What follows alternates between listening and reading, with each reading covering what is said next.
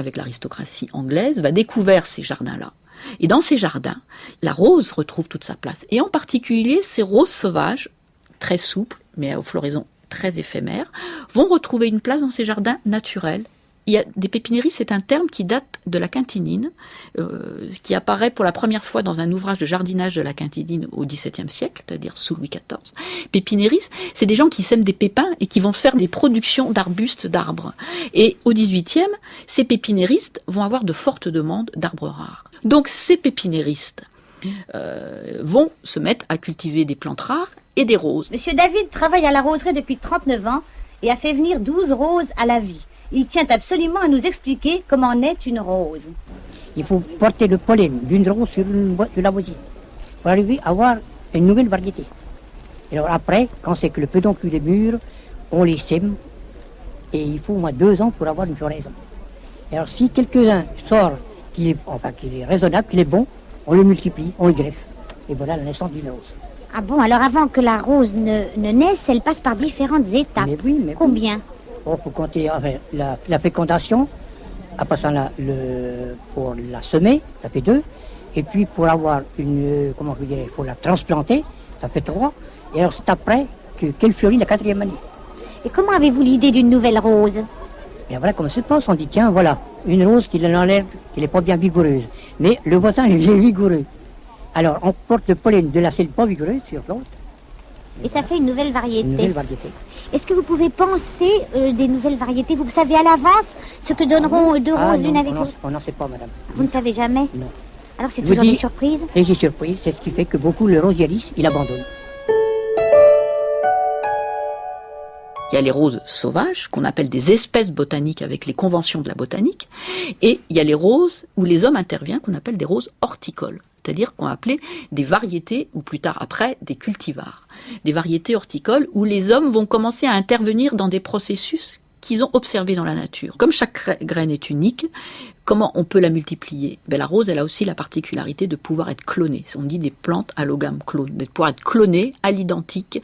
Et ça se passe dans la nature. Quand une branche arrache et qu'elle se fiche dans la terre, si la terre est humide à côté d'un ruisseau par exemple, ça fait des racines, eh bien vous avez ce qu'on appelle du bouturage. Eh bien ce petit rosier était la réplique exactement la même que le rosier d'où vient la branche.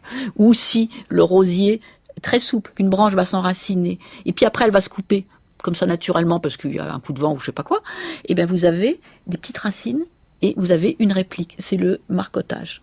Beaucoup de rosiers botaniques sont dragons, c'est-à-dire vous avez sur la racine, pof, un nouveau pied qui se crée, qui apparaît un peu plus loin. Et très souvent, les rosiers, les espèces botaniques sont très souvent drageonnes, parce que c'est très facile pour se multiplier et survivre. Et donc au XVIIIe, ils ont observé tous ces processus, puis alors quand ils ont vu des mutations génétiques spontanées, ils ont cloné par bouturage, et puis après ils ont trouvé des techniques plus sophistiquées pour le faire au XIXe. Ils vont intervenir et pour créer de nouvelles variétés.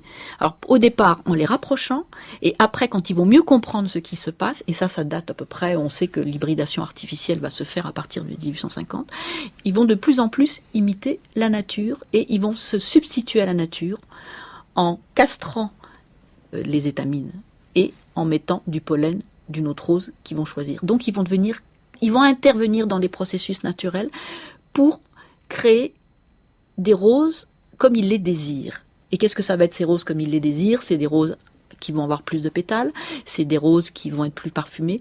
Et puis, avec les introductions, les découvertes qu'on va découvrir dans les roses botaniques parce qu'on va en découvrir au fil du siècle, et en particulier à travers les voyages, parce que ces histoires de roses, ça suit la circulation internationale des hommes, eh bien, on va avoir arrivé des roses de Chine qui vont apporter la capacité à refleurir. Il y a un lien extrêmement fort qui va se faire à ce moment-là, et on n'en est pas sorti en fait, entre ce jardin, encore une fois, signe de richesse, mais également signe des voyages qui alimentent la richesse. Et les tulipes, les pélargoniums, ce qu'on appelle en général géranium par erreur, les glaïeuls, sont des plantes qui viennent de loin, voire de très loin, d'Afrique du Sud par exemple. Donc c'est vraiment toute la culture qu'on va mettre en place, tout cet art du jardin ornemental est lié effectivement aux échanges internationaux. Et ça va très très loin, c'est-à-dire par exemple ceux qui vivent en Europe ont des jardins avec des plantes exotiques, et les Européens qui doivent quitter l'Europe pour aller s'installer ailleurs, voire très très loin, vont recréer dans cet ailleurs des jardins européens. Donc il y a une sorte de double refus de la nature qui pousse à côté de chez soi. Les Européens ne s'y intéressent pas, mais quand les Européens vont ailleurs, ils vont recréer des jardins européens. Il y a plusieurs variétés en mélange, Rosa elenae et puis Paul Himalayan Musk. Donc ils se rejoignent et s'entremêlent. Il y a aussi là dans le chêne vert un autre rosier sauvage qui vient du Bhoutan et qui porte le nom de la personne qui l'a ramené, Betty Sherif. Elle s'appelait Betty Sherif, c'est une Anglaise. Donc comme on n'a pas su l'identifier, donc on lui a donné le nom de la personne qui l'a ramené.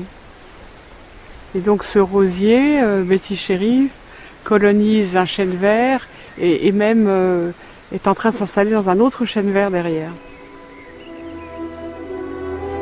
La rose de fer avait été battue durant des siècles par des forgerons d'éclairs. Chacune de ses feuilles était grande comme un ciel inconnu. Au moindre choc, elle rendait le bruit du tonnerre. Mais qu'elle était douce aux amoureuses désespérées, la rose de fer. Ces pépiniéristes, ils ont multiplié les rosiers pour les vendre, en devenant créateurs de roses. Et les catalogues vont énormément augmenter. C'est-à-dire qu'il y a...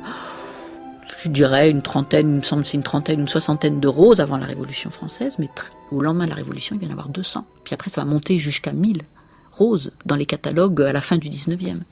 Pour répondre à une demande, un engouement pour les roses, qui commence au début, à la veille de la Révolution française, et qui ne va pas cesser d'augmenter jusqu'à la veille de la Première Guerre mondiale, qui va traverser tout le 19e. Pour répondre essentiellement au départ, à une demande d'ornementation des espaces verts, enfin on ne parle pas d'espaces verts à l'époque, c'est complètement anachronique, des jardins.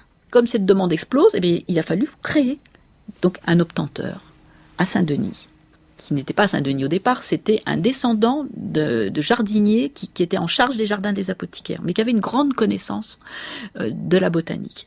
Et c'était les Dessemés. Et les Dessemés vont s'installer à Saint-Denis, à l'emplacement du Carmel, pendant la Révolution française. Parce qu'il y avait des terrains qui avaient été saisis, les biens nationaux, qui étaient loués. Donc il a pu louer jusqu'en 1814. Après, il est parti à Odessa. Cette trajectoire des Dessemés est très intéressante parce que ça vous donne un peu une idée de la mobilité de ces rosiéristes qui sont ouverts à l'international. Et vous voyez, en 1814, ils sont au départ au cœur des villes, au plus près de leur clientèle aristocratique. Et ils s'éloignent progressivement vers les banlieues en fonction des pressions urbaines. Et puis il y en a qui bougent. Il y a des rosiéristes qui changent complètement de région, et comme Dessemés qui part complètement à l'international. La rose de verre résonnait à tous les bruits du littoral. Il n'était pas un sanglot de vague brisée qui ne la fit vibrer. Autour de sa tige fragile et de son cœur transparent, des arcs-en-ciel tournaient avec les astres. La pluie glissait en boules délicates sur ses feuilles que parfois le vent faisait gémir à l'effroi des ruisseaux et des vers luisants.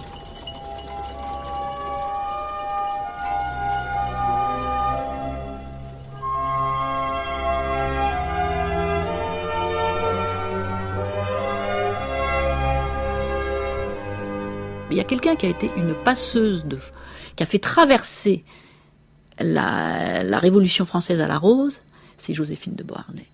Joséphine de Beauharnais, qui était une noble, Joséphine de Beauharnais était passionnée de botanique. Elle est tout à fait un produit du XVIIIe siècle. Et elle aimait les roses, mais pas que les roses. Elle a aimé les roses, elle a eu une collection de roses à la Malmaison, qui a disparu, qu'on essaie de reconstituer, mais on a des traces avec toutes les peintures de Redouté qu'elle a commandées à Redouté. On a, grâce à ça, toute une description extrêmement précise des roses de Joséphine de Beauharnais. C'était une consommation extrêmement élitiste. C'est l'aristocratie, c'est les familles royales qui s'offrent des roses. C'est une fleur extrêmement distinctive. Cette demande, Elle va traverser la Révolution française et elle va se démocratiser progressivement au fil du XIXe siècle. C'est une démocratisation qui va se faire de proximité en proximité, c'est-à-dire qu'on part de l'aristocratie, mais ça va toucher la grande bourgeoisie, puis après la bourgeoisie avec les fluctuations du niveau de vie, mais aussi qui va être par la petite bourgeoisie. Et on va avoir différentes sortes de roses qui vont se distinguer, et c'est dans la fleur coupée qu'on voit bien la distinction. Parce que vous avez